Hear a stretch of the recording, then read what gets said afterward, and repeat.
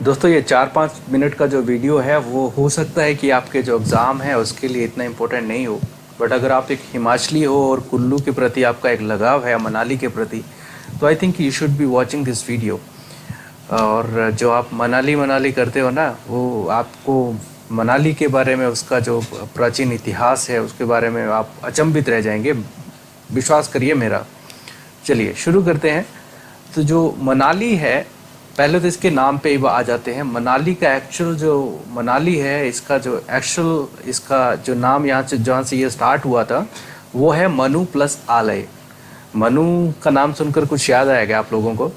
मनु हमारे जो पूर्वज थे, मनु जिनको मानव जो है मनुष्य का, उनको जो उनको प्रथम मानव माना जाता है, आप ऐसा बोल सकते हो, जिनसे ही आगे जो मनुष्य जाति उनकी वंशज बनी। तो मनु का जो यहाँ पे आलय था, आलय मतलब घर था, उन्होंने जो अपना घर बनाया था मनाली में, जो मनु आलय था, कालांतर में वो मनाली हो गया, मनु आलय और मनाली हो गया वो। तो ये तो बात है सृष्टि के जो पुनर्निर्माण की। जब एक महान प्रलय आया था, उसके बाद जब इसका दोबारा से सृष्टि बनाई गई, तो यहाँ पे जो फाउंडर थे, जो कंस्ट्रक्टर थे मनु, वो मनाली में रहते थे। मनाली में ही जो हमारे एक विष्णु के अवतार हुए हैं, गुरु परशुराम, वो भी मनाली क्षेत्र में ही उनका निवास हुआ करता था। ये भी हमें जो है पौराणिक जो कथाएं हैं उनसे पता लगता है। और जो निर्मंड एक क्षेत्र है कुल्लू का, अगर आप वहाँ पे गुरु परशुराम के निवास के जो एक मंदिर है, तो आप उसको एक साक्ष्य के रूप में आप उसको देख सकते हो। ये तो बात हो गई श्रेष्ठी मनु और परशुराम जी की। अभी बात करते हैं मर्यादा पुरुषोत्तम रामचंद्र जी की और उनके जन्म के पहले की। दशरथ जी को पुत्र प्राप्ति नहीं थी, उनका कोई पुत्र नहीं था, वो बहुत व्यथित थे। तो उन्होंने डिसाइड करा कि वो बहुत सारे ऋषियों से कंसल्ट करते हैं और बाद में उनको एक पुत्रेश्वर यज्ञ करने की सलाह दी जाती है। तो उस पुत्रेश्वर जो यज्ञ था, उसमें बंजार क्षेत्र से एक ऋषि हुआ करते थे, ऋषि श्रृंगा। वो भी उस यज्ञ में योगदान करते हैं। वो भी दशरथ के जो वो यज्ञ उन्होंने करा था, वहाँ पे उनको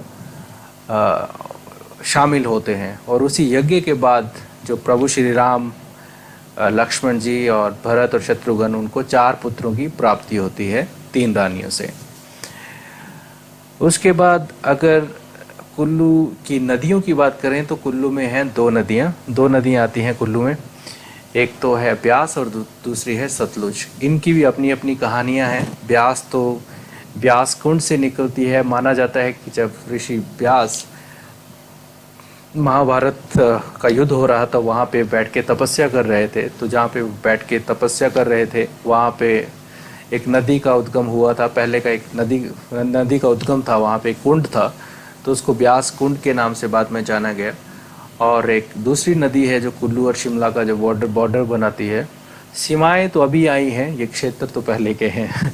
तो कुल्लू और शिमला के बॉर्डर पे एक नदी है सतलुज। तो ये जो सतलुज है, इसकी एक कहानी है कि जब गुरु वशिष्ठ, उनके पुत्रों की जब मृत्यु हो जाती है, तो जो गुरु वशिष्ठ हैं वो काफ़ी व्यथित हो जाते हैं, दुखी हो जाते हैं, और वो अपनी जो जीवन जो लीला है उसको समाप्त करने के बारे में सोचते हैं। तो वो अपने जो पहले तो वो ब्यास नदी में अपने शरीर को बांध लेते हैं और ब्यास नदी में कूद जाते हैं।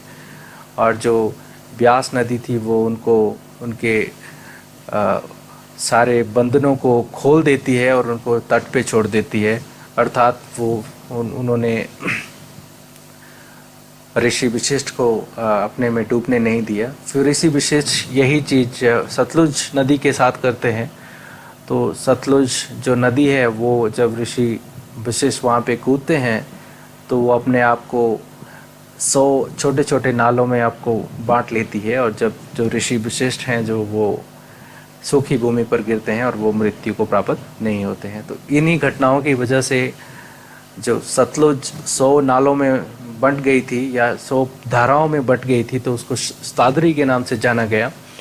और जो ब्यास नदी अभी की है उसको बिपाशा नदी के जाना गया, कि यानी कि जो आपका दुख हरने वाली जो नदी है उसको बिपाशा नदी के नाम से जाना गया। जो ब्यास नदी है, बंधन की मुक्तिदाता जो होती है बिपाशा, ठीक है। और यही कुल्लू है, यही क्षेत्र है जहाँ पे जो पांडव हैं उन्होंने अपना अज्ञातवास काटा है। और अगर देखोगे तो जो सैंज का संचुल महादेव मंदिर है और निर्मंड का देवधनक मंदिर है, ये पांडवों से जुड़े हुए हैं, पांडवों के इतिहास के साथ जुड़े हुए हैं, ऐसा माना जाता है। कुल्लू की कुलदेवी हैं देवी हिडिंबा। उनके भाई हुआ करते थे दानव हिडिंब। उनका बहुत युद्ध होता है भीम के साथ और भीम उनका वध कर देते हैं। उसके बाद जो हिडिंबा है, उनकी बहन थी, उनसे शादी कर लेते हैं और शादी के पश्चात उन्हें एक पुत्र की प्राप्ति होती है, और जो बाद में चलकर घटोत्कच के नाम से प्रसिद्ध हुए और महाभारत काल में घटोत्कच एक वीरता से लड़ते हुए वीरगति को प्राप्त हुए थे। तो ये तो बात है कुल्लू और इसकी महाभारत काल की। और यही कुल्लू क्षेत्र है, यहाँ पे एक जगह है जहाँ पे जो गुरु व्यास की सलाह पर अर्जुन ने तपस्या करी थी, और जिसे अर्जुन गुफा के नाम से भी जाना जाता है, वहाँ पे उन्होंने इंद्र की तपस्या की थी और जाके उनको जो है पशुपति जो अस्त्र है वो मिल जाए। तो देखिए कुल्लू इतना सा डिस्ट्रिक्ट है और कितनी सारी बातें हो गई। अभी बात कर लेते हैं कुल्लू है उसको देव भूमि क्यों कहा जाता है या देवताओं की घाटी क्यों कहा जाता है। बात है यमदाग्नि ऋषि को लेके। कुल्लू में एक गांव पड़ता है मलाना, काफ़ी फेमस गांव है मलाना, बहुत इतिहास है उसका, कभी अलग से वीडियो बनाएंगे। तो ऋषि यमदाग्नि, जिनको जमलू के नाम से जाना जाता है, तो वो एक बार सभी देवताओं को एक टोकरी में लेकर, कथा के अनुसार, जो चंद्रखेनी दर्रे से गुजर रहे थे, और किसी कारणवश उन्होंने क्या करा कि वहाँ पे टोकरी रख दी, और दर्रे में बहुत तेज हवाओं की वजह से वो टोकरी में जो देवता रखे हुए थे वो हवा की वजह से अलग अलग जगहों पर गिर गए, और उन्होंने अपना वहीं पे जो स्थान था वो प्राप्त कर लिया। और तब से कुल्लू को देवताओं की घाटी भी माना जाए, तभी कुल्लू में बहुत सारे वहाँ पर देवताएं हैं।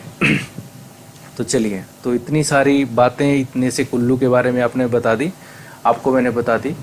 बहुत सारे क्वेश्चंस हैं, ये तो हम लोग फिर भी कवर करेंगे, बट अगर आप हिमाचली हो तो you should be knowing about Kullu.